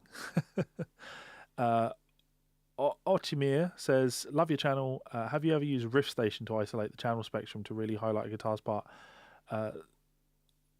So you can do that in Transcribe. If I bring up, we have a lot of effects that we can play around with in Transcribe, from phasing to EQing to pull out a particular part of the spectrum that you think is important.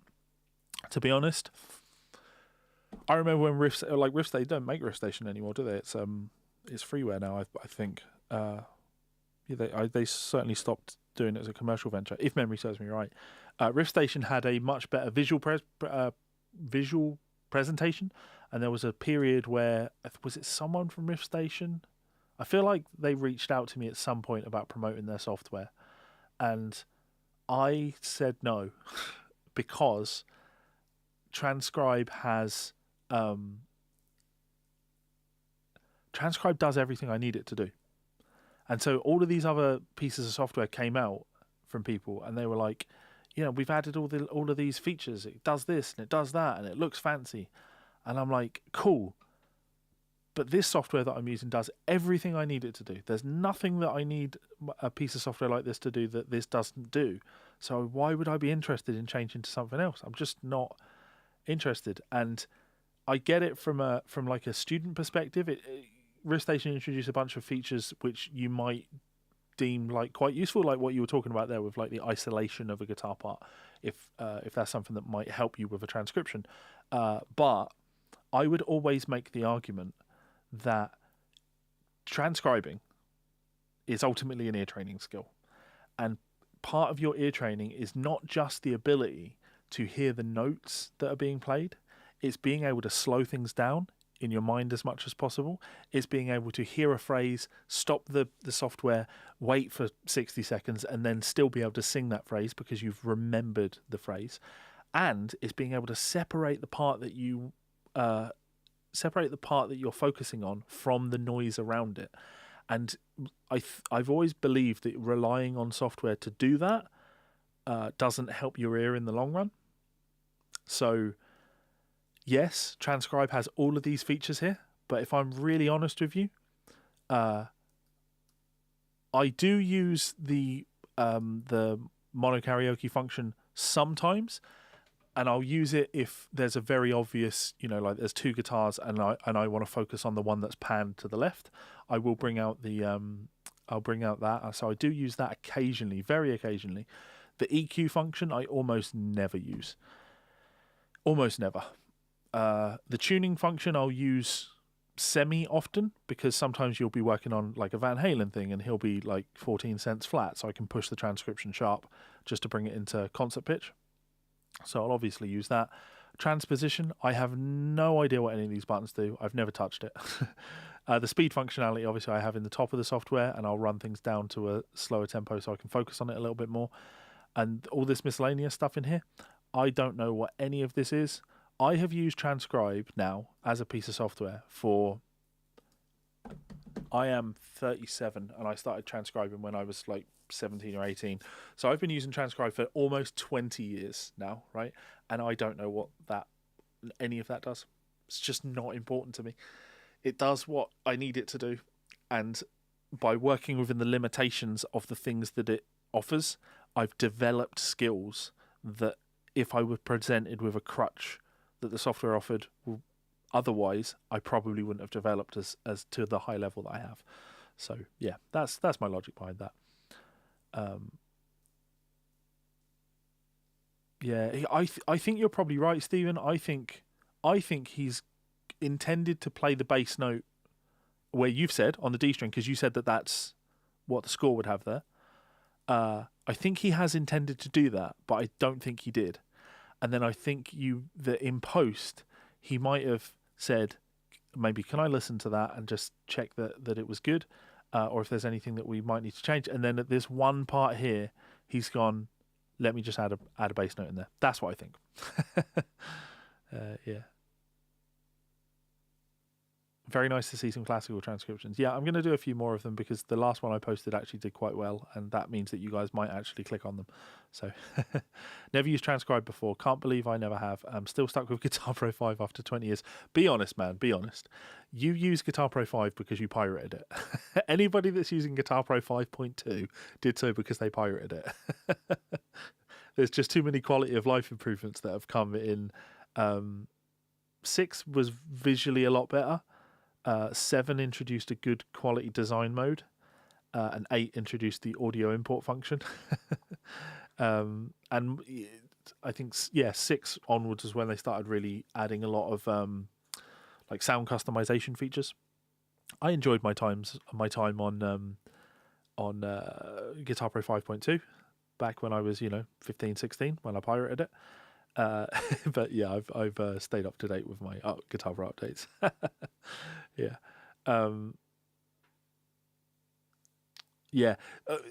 So when I say I almost never use the EQ function in Transcribe, the times that I have been the examples that you're sort of talking about there, where it's like a really messy live recording and you're just like, let me just cut out some of the low end noise that's in this. Yeah. So Emphatic Rhythm says you can pitch shift the file. Brilliant. That'll be so helpful for learning stuff in different tunings. If they're obviously not an open E tuning. I do use the pitch function for that often as well. If I'm doing a transcription and the file is in E flat, depending on how I'm working, if it's something that I'm actually using the guitar to check, I will just pitch shift the entire recording, so I don't have to detune a guitar to E flat. And otherwise, I'll put the software in a different tuning. Yeah. Levi, you have a lot of tutorials on GP7, GP8. Where should I start with GP8? That's a really good question, Brian. Happy to answer it. Well, I'm happy to answer all questions. Very, very simple. Okay, first question you have to ask yourself is, have you used any Guitar Pro software? If this is your first time using Guitar Pro, then my tutorials on how to input notes are probably going to be really useful for you. But the most valuable skill that I can tell you about Guitar Pro is, and nobody does it, but you should. You open up the software like this, and the default position is going to have, if you look in the top left here, there's these 3 buttons, okay? And these bring up inspector windows. So the one on the right contains like track information or song information. You don't need that, but it is there. The stuff at the bottom is like your mixer. Again, this isn't important. The really important one is this panel on the left, because this is the one you're going to keep coming back to press buttons to, do stuff. So having this here, before you input anything, take 10 minutes and just go to every single one of these buttons. You don't need to press them, but just hover over them and it's going to tell you what it is. So clef. And make a note to yourself of anything that you think you're going to use often. I don't have to change clefs in my transcriptions a lot, so I don't need to remember that the hotkey for clef is K. If I need to change clef, then I know, oh, clef is up here. Key signatures, I do put key signatures in it, and I can tell you on a Mac it's going to be Command K, because I do that often, so I've remembered it. Time signatures, Command T, it's something I use. Swing functionality, right? This is Command // but I don't use this often enough to remember that. So, but I do know where it is. And what you'll do with all of these is you'll go, oh, okay, free time, that is something that I will use. Double bar lines, it's here if you need it. Repeat bars, they're here if you need it. Repeat bar lines, they're here if you need it. First and second time endings, they're here if you need them. Directions or coda markings, 8VA, 8VBs, 15 MAs and 15 MBs. I don't really ever use them, but they're there if I need them. The important stuff is you get here and you go, whole note, plus minus, half note, plus minus, quarter note, plus minus. So I can use the plus and minus keys on my keyboard to change the rhythmic value of any of my notes. I don't need to keep coming back and clicking on the rhythmic values of things. So there are things I'm going to use all the time. Triplet I use all the time. I know that that's slash on my keyboard. If I need to make a note dotted, I know that I use the dot key on my keyboard. If I need to put fermata in, I know that that's an F. Like, these are all things I use all the time, and therefore I've remembered them. It would be great if there was a hotkey for this tuplet button, but I always have to manually press that. Dynamics, I'm never using them, so it doesn't really matter to me. You just want to learn what every single one of these things is. Hairpins up and down. Some things in Guitar Pro, you're going to have this. This is my least favorite button. Let me click on a note. There we go. So if I come to this and hover over it, it's going to call this dead slapped, right? So you look at that and you're like, what is this? Just press it, find out. Oh, okay. This is useless. This serves no purpose for me. This is a fucking waste of time. I don't know why they put this in the program. It's there if I choose to never use it, which will be the case. So you are going to find things where you go, that isn't pertinent to my knowledge of the software. But knowing where the key things are that you are likely to use, so changing rhythms of things, knowing how to put hammer-ons and slides and tap notes, that's all over here. So you just want to learn this. After you've spent a little bit of time doing that, my next bit of advice would be, I'm just going to grab a book.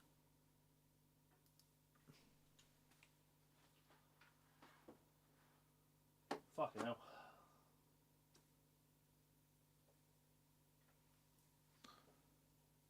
I don't have a single book around me that has any guitar tab in it, so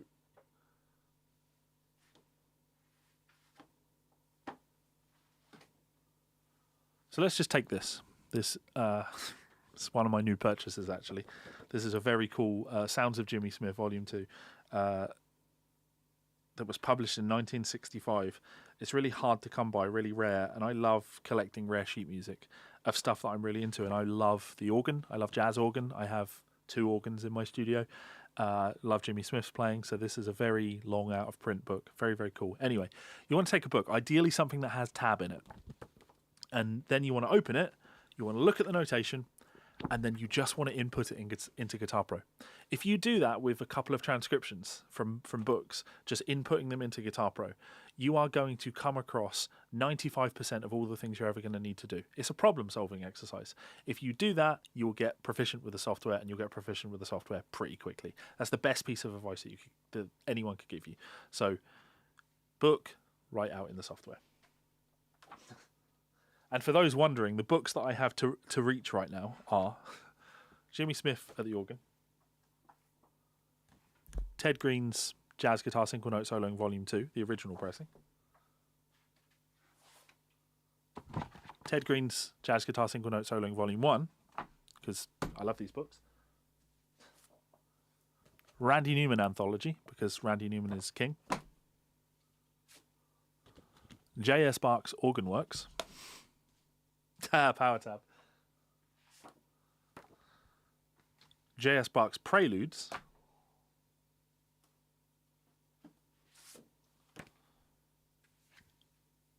New Orleans Jazz Styles, and talking of Nobuo Uematsu, the score for Final Fantasy VII, because I have all of the Final Fantasy scores. Any other books to hand? Oh, there is a couple there. Manuscript paper, which I use for writing charts out of things when I'm transcribing songs at the piano.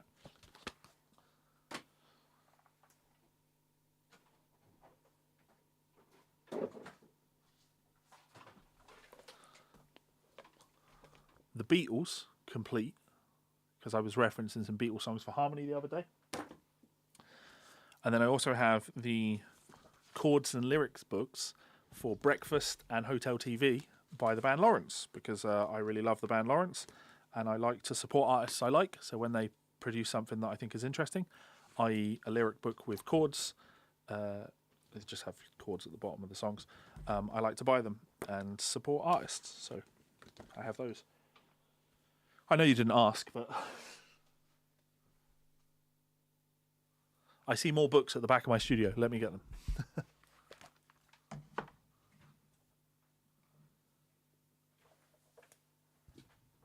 Oh, microphone.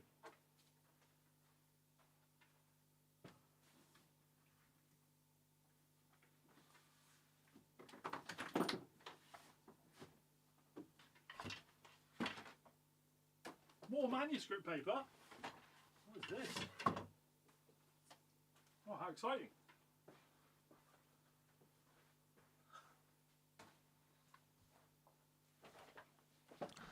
This is just me organising. Now I can take these back into the house. So more manuscript paper. I don't know what's in this. What's in this?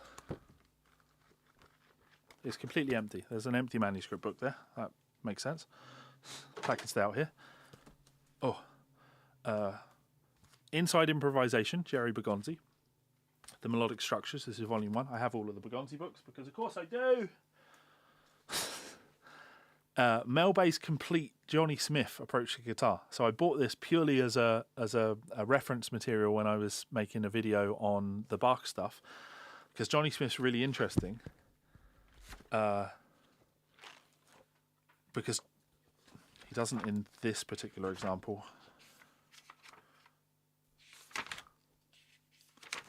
Yeah, Johnny Smith believed that you should write guitar notation on the grand staff like it was a piano, and it's a very, very good argument because the range of our instrument is much more in line with the grand staff, but it's just not the way we do it.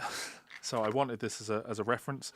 It gets you really good though, because when I'm looking at his, like augmented scale sections, he's written them on single staffs here because he doesn't need to use the grand staff for it. But some of it is written in bass clef, some of it is written in treble clef. There's clef changes. Like, you need to be a good reader to be able to handle that. But yeah, felt like a good one for the archives, because I'm a big collector of educational materials. Lucas Gabrick's Rhythm Changes Guide. This is cool. I like Shure Music. They publish a lot of books, and I buy a lot of them because I think they write some. I think they publish some really interesting stuff. Hannon, the virtuoso pianist. Why would you not have a copy of Hannon sat around? I mean, as you can see, it hasn't seen a lot of use, but I mean, why wouldn't you? Why wouldn't you have a copy of Guided Guitar Scale Practice Routines, Guided Guitar Arpeggio Practice Routines, and Guided Guitar Chord Practice Routines by Levi Clay? Why, you've got to have those. Those are props for a video. I'm not out here reading my own books. And then finally, Paganini's 24 Caprices. Again, you didn't ask, but I wanted a break. Right, let me read some comments, and then I'm going to leave. I'll finish this transcription in my own time, because I need to do some filming this afternoon. Right, let me read. Yeah, you're very welcome, Brian. Did that with ornithology and a bunch of Abercrombie jazz books. Yeah, great. You need the Bach chorale, preludes, and trio sonatas. If I went to I have a book in my Amazon wish list, Yvor, called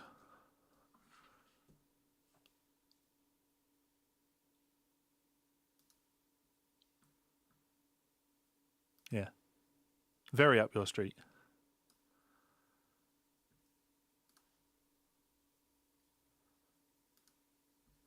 J.S. Bach's 413 chorales.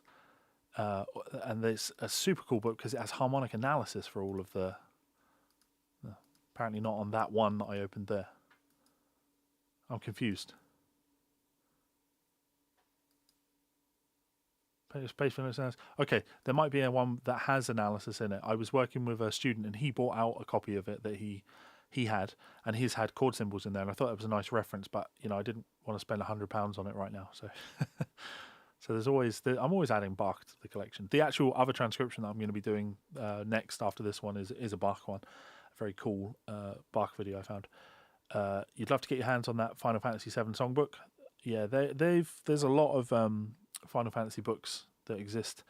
That there are actually also 2 Final Fantasy books that are published specifically for guitar with tablature, which you can always find on eBay. I think there's some nice arrangements. I played a couple of them on my YouTube channel a long time ago. So yeah, all the Final Fantasy books you can always buy them. I use there's a website called Buy. I'll bring it up.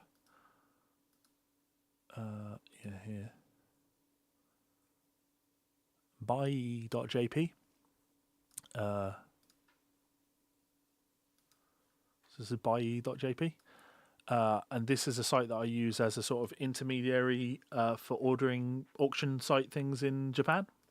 So if I type in Final Fantasy piano, it essentially gives me access to the Japanese equivalent of eBay. And it's not cheap because there's fees, postage fees, and all of that. But in theory, you can come on here and there you go. There's Final Fantasy VII, the score for that, and the Final Fantasy VI score. I have every single one of these. This is a beautiful book. This is Final Fantasy 1, 2, and 3. The scores for 1, 2, and 3. It's got this lovely old vintage art on the cover. It's in, pretty good condition.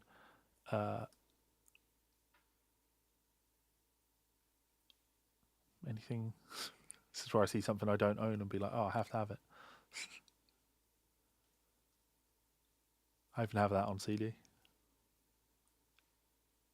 Yeah, I have all these, the books that have the actual CDs in the front of the books as well. And the piano opera ones, they're great. I mean, I can't play any of it. But there are so many of those Final Fantasy books. Let's see if they also have my Pride and Joy Super Mario piano.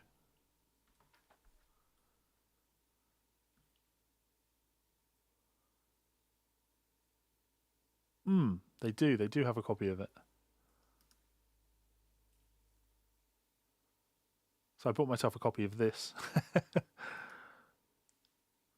And with postage, I think I paid £250 for it. Very, very cool. I love little oddities, curiosities like that.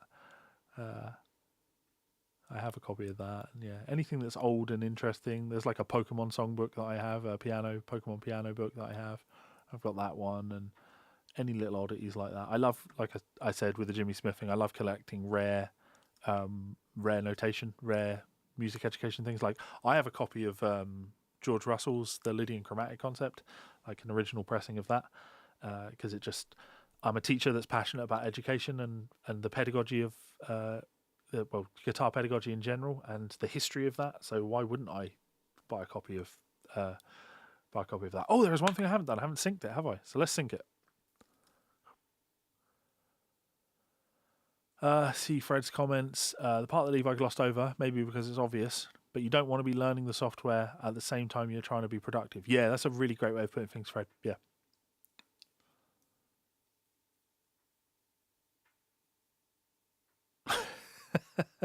I'm wearing a Miles Davis t-shirt today, James. Creative Guitar Techniques 1 and 2 should be around there somewhere too, I'm guessing.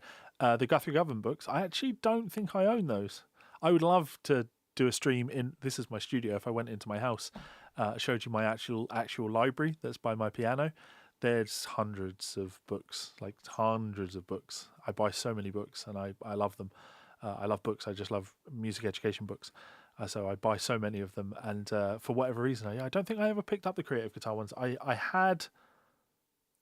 think I got them from the library when I was much, much younger. And I used them for a while. They're great books. But yeah, do I? Did I? I felt like I might have bought them like 5 or 6 years ago, just because of what you said there. Like, of course they should be in the library. Creative, yeah. It's been a while. I've seen you live. Remember the Chris Poland stream? That was a long time ago.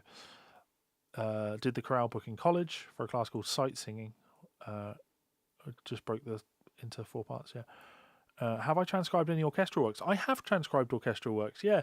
When I was doing my degree, when it came to my final year, my dissertation, I did film music, and the topic of my dissertation was the evolution in score writing for horror films, and I did a kind of broad history as an introduction. So talking about like Goldstein, Goldsmith, Jerry Goldsmith scores, and Bernard Herrmann scores on things like Psycho is like the iconic one, of course.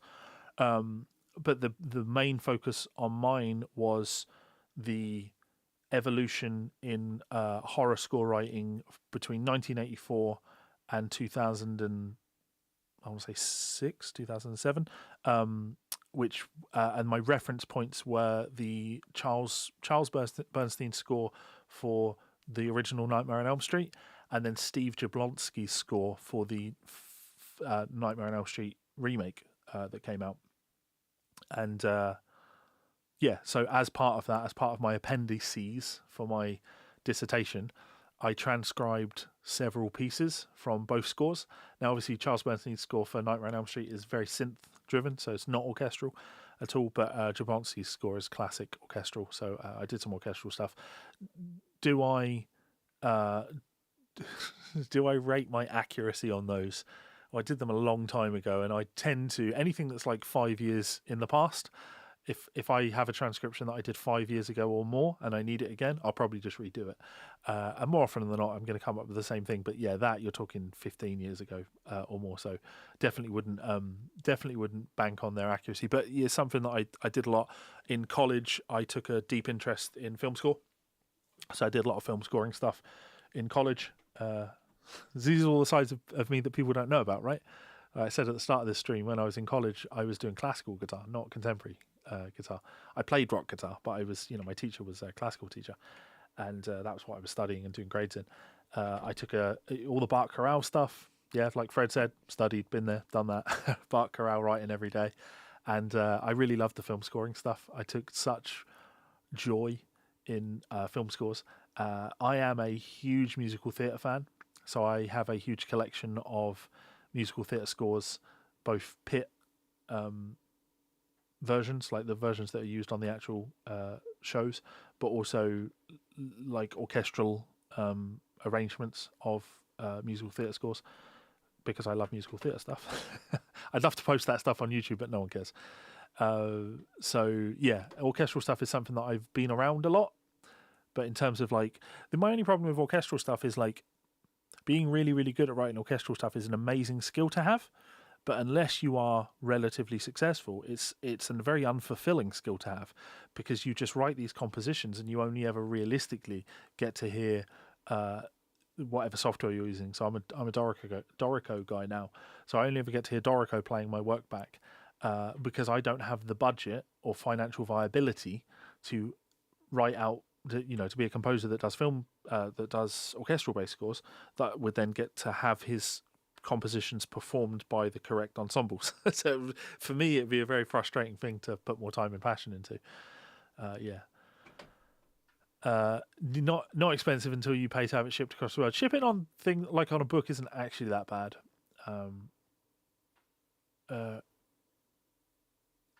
I think with the Final Fantasy VII books, because they are so popular, I think you'd get those on eBay, no problem.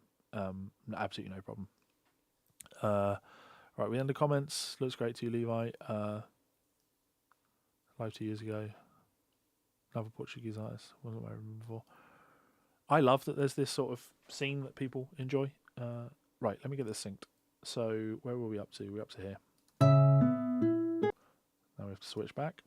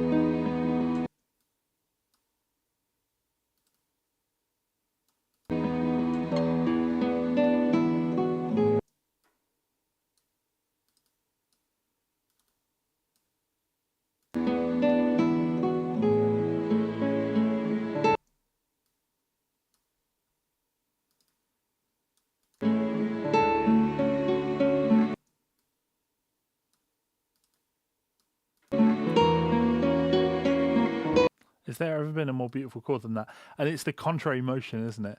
It's the bass note, ba ba, and the melody note, ba ba, going in different directions there. Well, obviously that's what contrary motion means.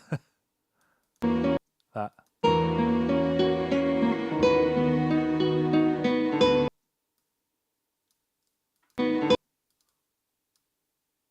I'm still super undecided.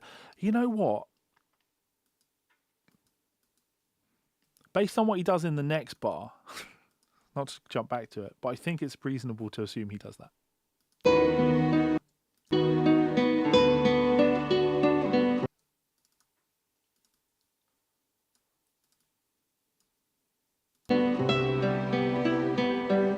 And we're stopping there.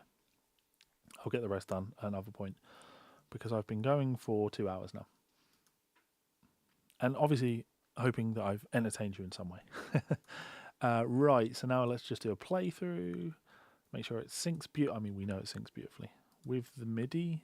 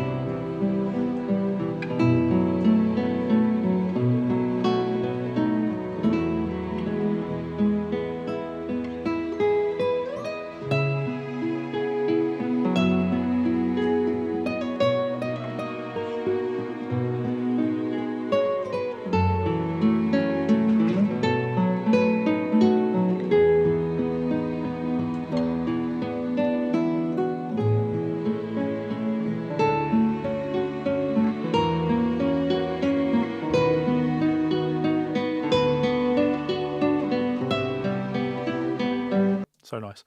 The other thing you hear when you hear this is like that very strong Lydian quality. So the part of me is like, you can't, because of it's like there's no avoiding it as an F sharp 7 over E. But yeah, it has like a real E up to B flat type vibe, or yeah, I guess E to A sharp. So that's sharp 4. But then that triad in the middle just screams out, yeah, this is a major triad in third inversion.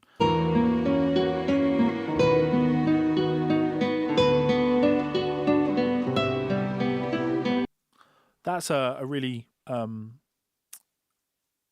it's a really good point there, Fred. How do I retort? How do I respond to that? No, what you've said is obviously 100% correct. The reason I don't do that, this is going to sound ridiculous, right? Ridiculously arrogant. I'm not playing this back to check if it's accurate. I know it is before I press play, because it's like Anton Ego from Ratatouille, right? If I don't love it, I don't swallow, or whatever it is that he says. It's the same principle. If I'm not confident that I've got the right note, I don't move on. And someone might point out that, well, you know, Stephen corrected a note earlier, but it's like he corrected a fingering of where the note was played, but I had the right note. Yeah, I do these playbacks so you guys can hear it, so you guys can hear that I'm accurate at what I do. Anyway, that's me. Thank you so much for tuning in, guys. Impromptu stream, and I'll maybe do some more impromptu streams in the future when I want to do things. When I feel like it. I will get this finished, because I want to get this up on, oh Jesus, there's a lot more of it to do. I'm sort of bouncing between a couple of transcriptions for YouTube. I'm doing a Jerry Reed transcription of Fine on My Mind, and this, which is classical, and then there's the Bach thing I want to do, and like, yeah, and I have jobs to be doing, so don't expect this to get posted tomorrow, but this will absolutely be getting uploaded. Yeah, enjoy the weekend, everyone. Just one last final reminder. This video is brought to you by guidedpracticeroutines.com, the place to access my full library of lessons, courses, transcriptions, and guided practice routines. With my unique teach then practice format, we practice together and progress faster. Check it out at the link in the description. So if that is of interest to you, check out guidedpracticeroutines.com, link underneath this very video, and you can join us for a completely free 7-day trial, no obligation. Come and check it out, see if that's something that you find interesting. Obviously, a lot of work has gone into creating over 200 hours of video content. So it would be cool if you wanted to check it out. And if you don't, that's fine too. Make sure you hit that subscribe button. Tell your friends about my YouTube channel if you enjoy it. If you don't, then tell your enemies. That works too. Thank you so much for watching. I've been Levi Clay. You've been awesome. And I will catch you again for another stream soon.